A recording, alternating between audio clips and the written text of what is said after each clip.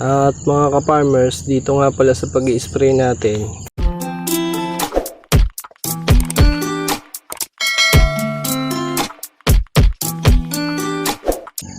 isang magandang umaga po sa ating lahat mga ka-farmers. Welcome back po dito sa aking munting channel. Kamusta po tayong lahat? At sana po nasa mabuti po tayong kalagayan. At magandang umaga po muli sa inyong lahat mga ka-farmers. For today's video mga ka-farmers ay update ko kayo dito sa tanim ko na talong. Ito nga pala ay Calixtor F1 ng Swiss Seed Company. At ngayong araw mga farmers ay magpapangalawang spray ako dito sa tanim ko na talong. Hindi ko na ipakita itong talong na ito dahil nga masyado tayong busy. Hindi ko na naipakita yung pagtatanim, kaya ito na lang yung papakita ko sa inyo mga farmers. At kung bago lang po kayo mga farmers dito sa aking munting channel, makiki-like naman po, share and subscribe na rin para po ma-update po kayo sa aking mga future uploads po. So ayan nga mga farmers, ito yung tanim ko na talong, medyo napakagubat na nga. Bali ito ay magto 2 weeks na po, 2 weeks na pala mahigit.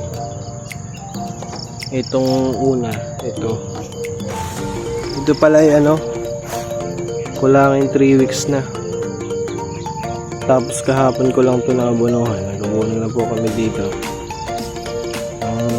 Unang lagay ko dito mga farmers ng abono ay 16-20-0 at saka po 3-4-16. Bali 4 kilos po sa isang drum. Ano po yun? Mix na po yun mga farmers. Tapos isang lata po ng sardinas ang bili ko sa puno. At kung makikita nyo mga farmers, may bulaklak na yung talong natin. At madamo na rin nga. Napakadami ng trabaho. Kaya ito, medyo malago na yung damo. Tapos, na-delay na rin tong ating talong. At kaya nga araw mga farmers, mag-spray ako dahil marami na siyang trips. Yan. Kung makikita nyo, brown na yung ilalim ng dahon niya, tapos tumitilis na. Tapos may pa ilan-ilang white fly na rin akong nakikita. Although okay naman yung talong natin so far, maganda yung tindig niya. Yun nga lang, hindi siya masyadong naalagaan pa nga dahil masyado pa nga tayong busy. Tapos ito nga, madamo pa. Bali ito po mga farmers, nag-abono kahapon, ang nagamit namin ay kulang isang balde sa isang drum. Ang isang balde po kasi 20 liters yun. Nasa ano po yun, nasa 120 na lata ng sardinas. Tapos yung isa po na isang drum po, equivalent po yun sa 1,200 na puno. So bali ito po mga farmers ay pumapatak ng 1,080 puno. Sabihin na natin na matay yung 80s, hindi ito ay estimated na 1,000 puno po ito. Ito pong talim ko na Calixtor. At dito nga po mga farmers sa part na ito po ay magto 3 weeks na. Tapos dun mga farmers sa part na yun, yung pinakadulo, late yun ng mga 5 araw. Dahil nga tayo masyadong busy, hindi ko na napagsabay-sabay yung tanim. Tsaka wala rin ako makuha na tao nung that time. Kaya ayun, na-delay po yung part na yun. Bali mga farmers, kung baguhan lang pa kayo sa pagtatalong at gusto nyo magtanim, ang distansya nga pala nito simula dyan hanggang dyan ay 1.5 meters. Dahil ito pong Calixtor, yumayabong po siya, lumalago po siya ng malago, tumataas po siya halos po 4 feet. Tapos ang between hills naman mga farmers 60 cm to 70 cm. Yan po yung distansya ng aking pagkatanim. Ayan po, simula po doon sa may saging na yun hanggang doon po sa may sitawan na yun. Yun po yung sitawan ko sa may parting dulo na yun. Tapos ito naman yung sili. Tapos ito, bakanting lupa, ang palayasa na itatanim ko. Tapos yung dulong yun, doon sa may puno ng tipolo, wala pa rin yung tanim. Bali dalawa pa yung nakabakante natin na lupa.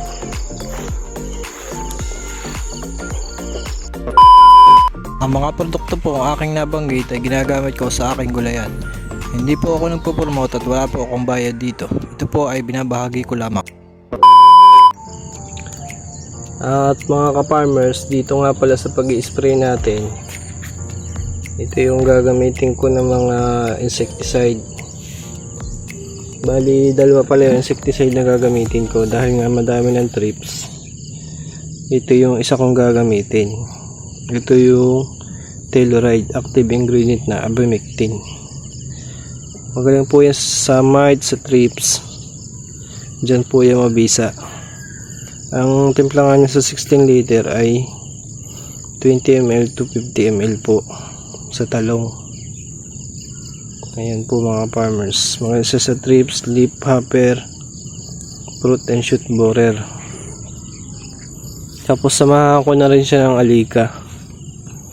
Ito naman ay may active ingredient na thiamethoxam at saka lambasay hyalotrin. Ito naman po, matipid lang po ito mga farmers. 46 ml lang po ang lagay nito sa 16 liters. Magaling po ito sa white flies, green leaf hoppers at aphids. At ito naman mga farmers, yung gagamitin ko na foliar. Recently ko lang po ito na try at napakagaling po nito sa sili. Ang lagay naman nito mga farmers dito po sa vegetable ay 40 to 60 ml po. Yan po, napakagaling po nito, na try ko na. Mura lang po ito. Tapos ito po mga farmers yung gagamitin natin na fungicide. Ito po ay may active ingredient na difeconazole po. Kagaya po ito ng score, pero ito po mga farmers ay mura lang. Ang bili ko po dito ay 895 lang po sa Shopee. Unlike po ng score branded, mas mahal po siya. Pero effective po ito talaga. At ang rate naman po niya ay hindi natin maintindihan ito. Basta ang lagay ko po nito mga farmers ay 10 ml per 16 liter po. Lahat po ng mga produktong ito mga farmers ay mabibili nyo sa Shopee. By the way mga farmers, di ko po ito ini-endorse. Wala po akong bayad dito. Bali, sinishare ko lang sa inyo mga farmers para naman baka sakaling pareho tayo ng problema at makatulong to sa inyo. Bali nga mga farmers, ang problema ko dito sa talong ko, yung trips. Yung trips po yan, kaya brown yung dahon. Tapos pa ilan-ilang white fly. Yun mga farmers, yun ang matindi. Hindi masyadong makita yung maliliit na kulay brown na gumagapang. Kaya nagkukulay brown yung ating talong at saka para siyang tumitigas yung mga dahon. Yun yung problema.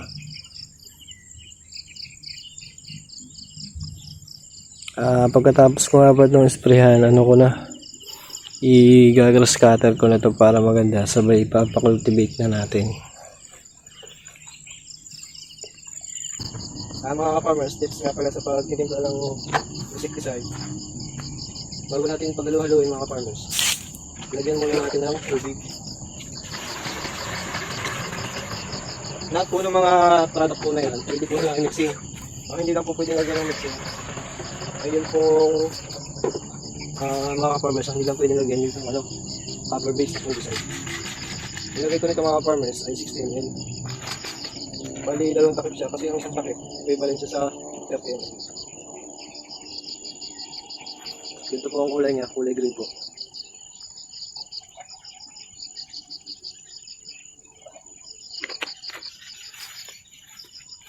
Kasi itong Telluride naman mga ka-farmers, ang lagay ko naman itong Telluride ay 13A.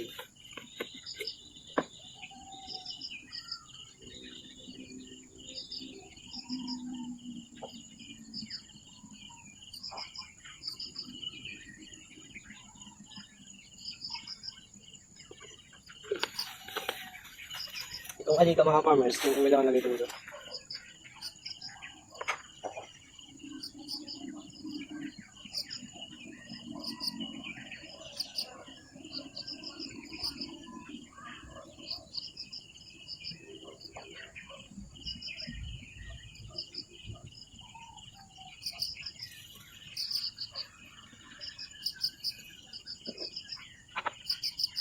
Same po ng queen po, 10 din po.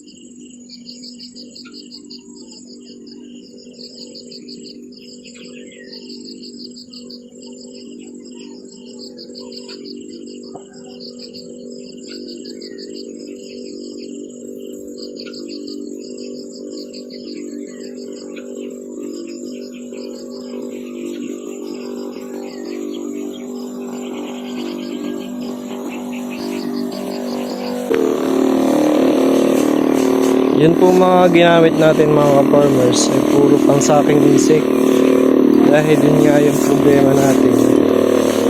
Marami siyang trips. Tsaka may mga wet fly. Saking insect po kasi mga wala po ako nakikita masyadong dito.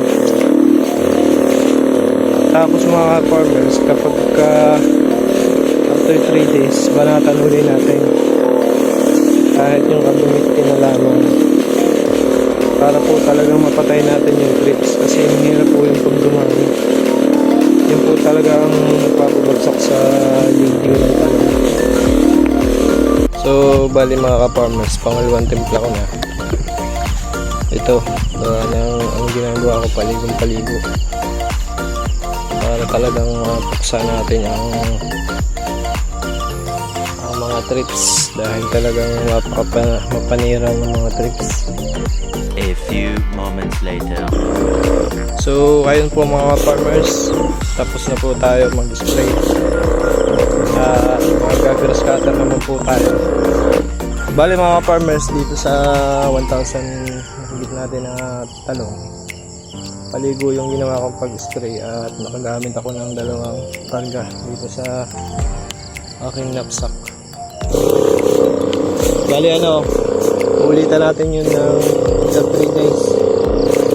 Kahit yung pang na lang ang gamitin natin, yung abamectin, pag trips na lang. Tapos observe natin mga ka-farmers, kapag hindi tumalab yung abamectin, palit tayo ng gamot.